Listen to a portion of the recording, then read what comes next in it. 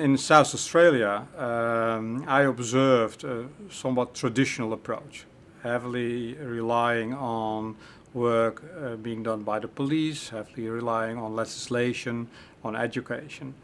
Most of these measures are coming to an end of their life cycle. It's not so easy to make progress by simply improving that.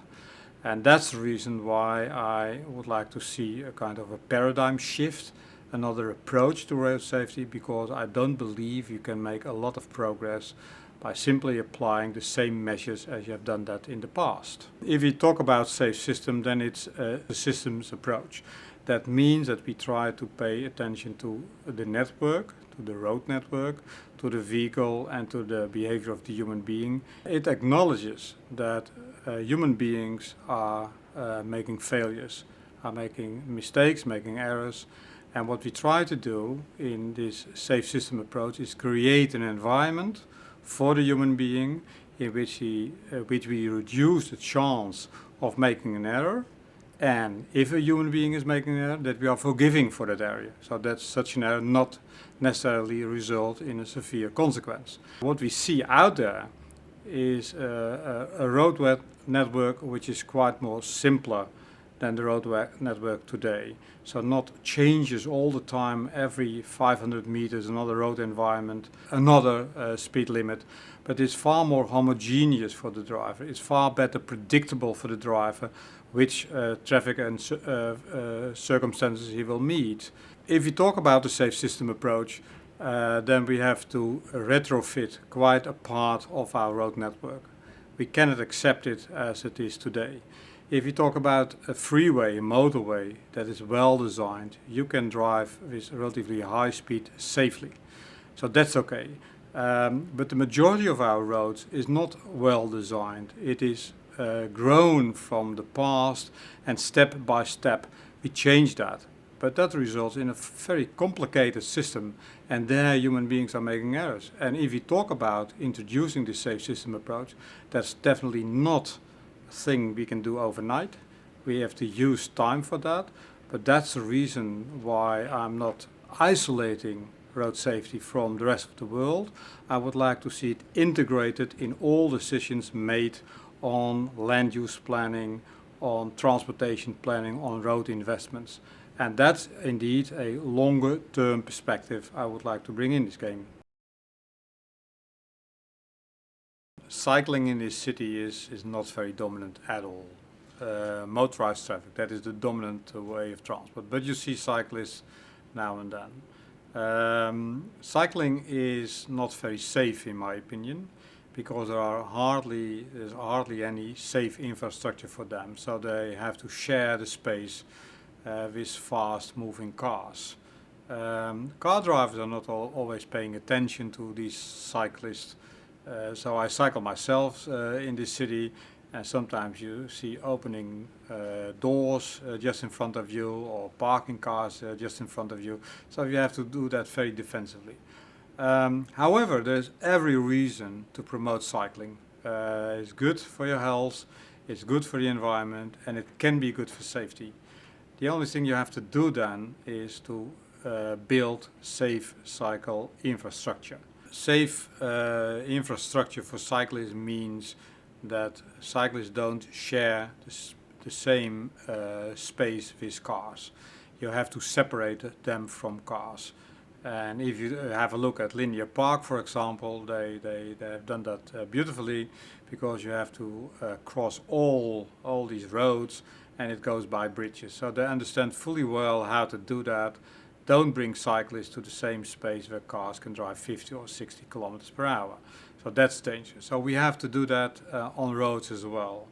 But before doing that, you have to understand what is the potential for more cycling in this city. So you have to think about what kind of car trips we would like to replace by cycle trips. And we have to study that. So you cannot simply say, I add cycle facilities or cycle space to the road, because then you might end up with cycle infrastructure not being used. So you have to consider that very carefully when you're going to build that. If you talk about cycling, then you try to promote that. then you do that step by step. And that's being done in this city.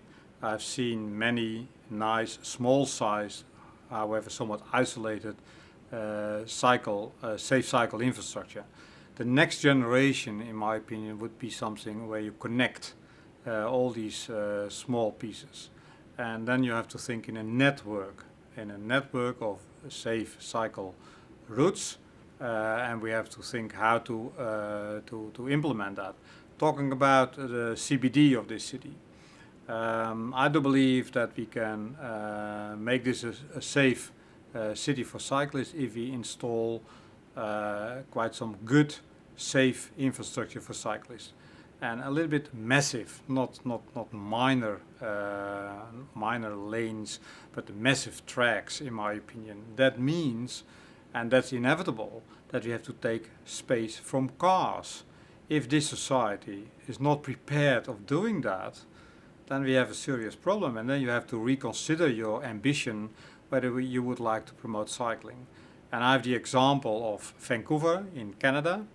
There I've seen the same sort of approach. They brought a very nice laid out cycle facility, landscaped facility with parking facilities for them, and that's well designed, and that attracts quite some cyclists. So you have to make it attractive for cyclists and safe by building safe cycle infrastructure.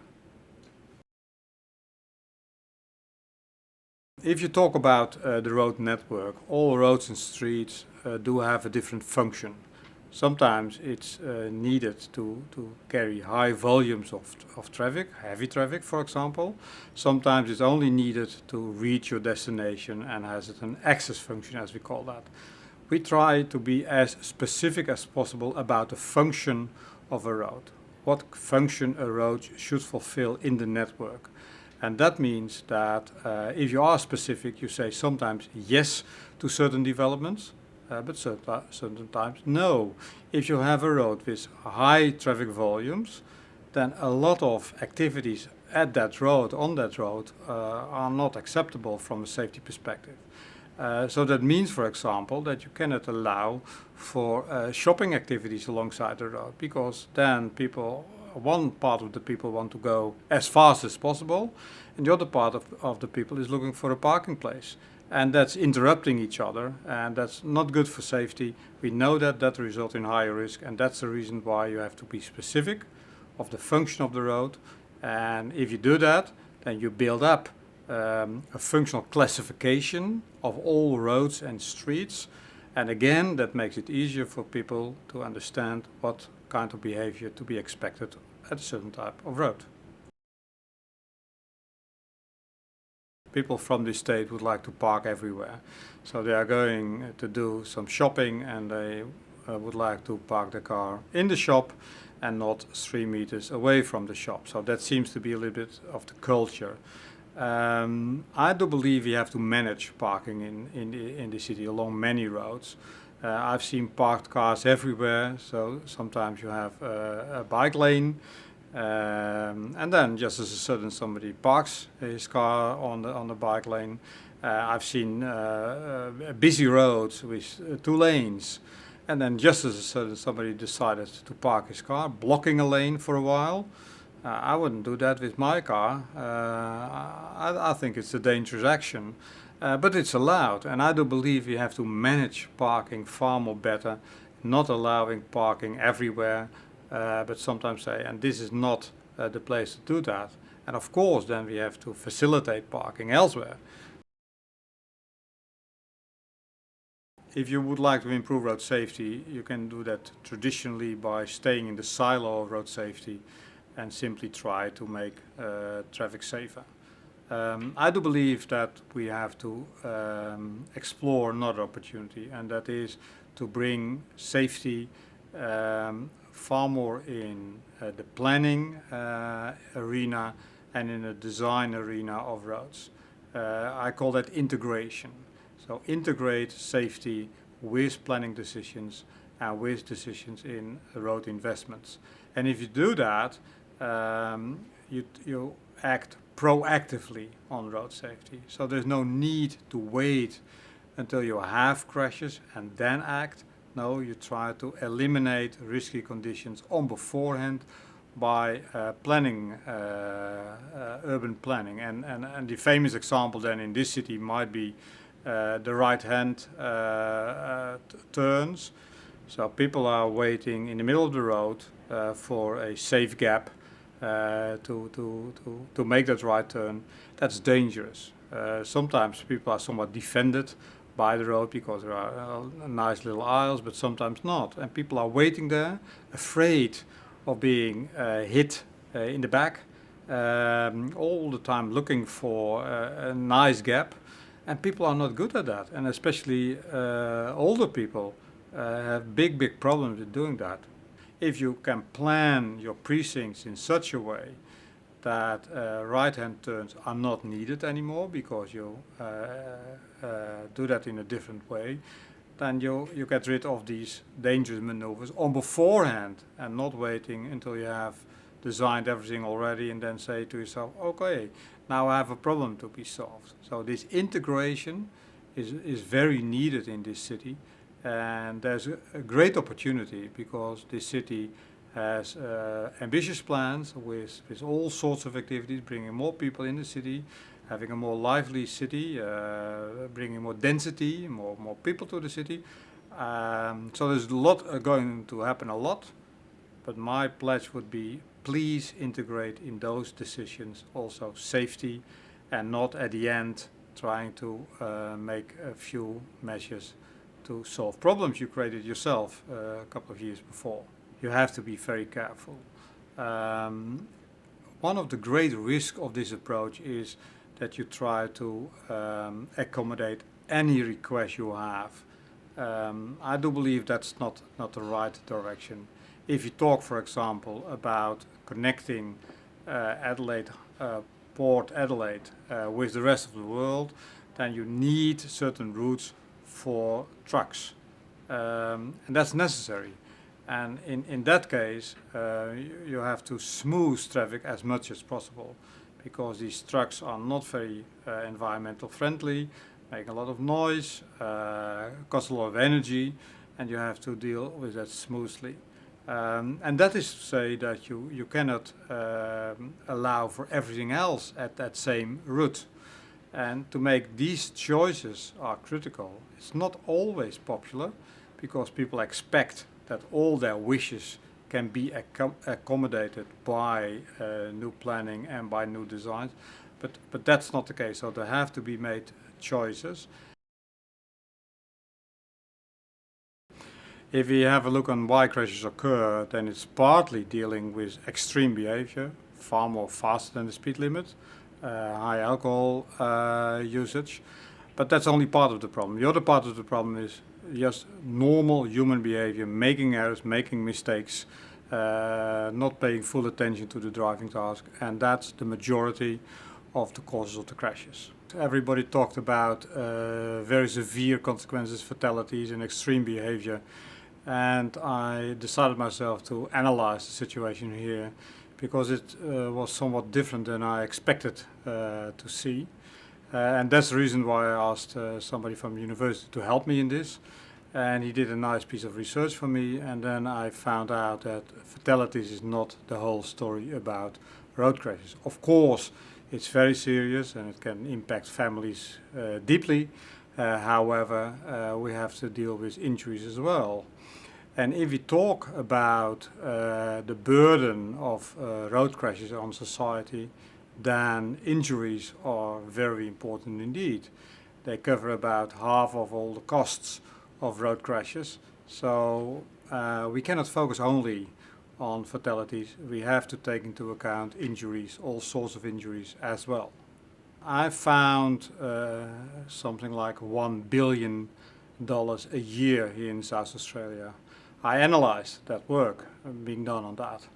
And then I discovered, well, that's not really up to date, so to say. So I made my own estimate and I came up with something like 50% higher. That means that this society has a cost of something like $1.5 billion Australian dollars a year when it comes to road crashes. And that's a serious problem, because then we are talking about something like 2% of your gross domestic product. So in economical terms, it is very, very relevant indeed. Stobie pole is a South Australian invention, and I was amazed of seeing these poles. Amazed as a safety professional, because they are really dangerous. They are so solid that if you hit them, the consequences can be very severe. And I learned the other day a truck driver killed himself on South Road hitting a Stobie pole. And there's only one solution to that problem, in my opinion, and that's try to get rid of these Stobie poles alongside the roads. And learned a lot of history about that, of course, and it's not an easy problem to be solved, but I do believe we have to get rid of those alongside the roads. And there's one very cynical, in my opinion, cynical problem. Somebody hit a Stobie pole, killed himself, and the only answer of those who are dealing with these poles are erecting at exactly the same place another Stobie pole for cost reasons, but that's impossible in my view. So one way or another, try to get rid of those Stobie poles. If you talk about regional road safety, it's evident that the problems are completely different than the problems in metropolitan areas, and we have to formulate different answers to that. It's not so easy to invest in roads if you have very low volumes. It's not so easy to invest in police enforcement if there are hardly any cars on the road out there. What are the police doing there? So that's the reason why I do believe that we have to look for opportunities of applying new technologies in road safety. And I give you two examples. The first example is eCall. eCall is a system that the cars gives a signal the moment it's involved in the crash. For example, because the airbag is blown up. This signal has to go to a central office, and they respond to that. And it's a great value because it's reducing notification time. And in this big state with a lot of empty roads, this would be a real opportunity. The technology is there, so there's no need to develop new technology. And in the European Union, it was decided to introduce this in 2014 for new cars. So that's coming to the market, and it's a very forceful signal from a government of having that, because it's available, you can do it, and it will certainly save lives. Another way of using technology is so-called point-to-point enforcement. Now we have a system where you have a speed camera, or you have a police officer having a laser gun, and that's a point measurement. And sometimes people doesn't pay 100% attention, a little bit above the speed limit, and then they are trapped. And if this point to point, for example, 10 kilometers in between, then you know I measured here, and over that stretch of road you have to drive slower than the mean value for that road. And that's very helpful indeed.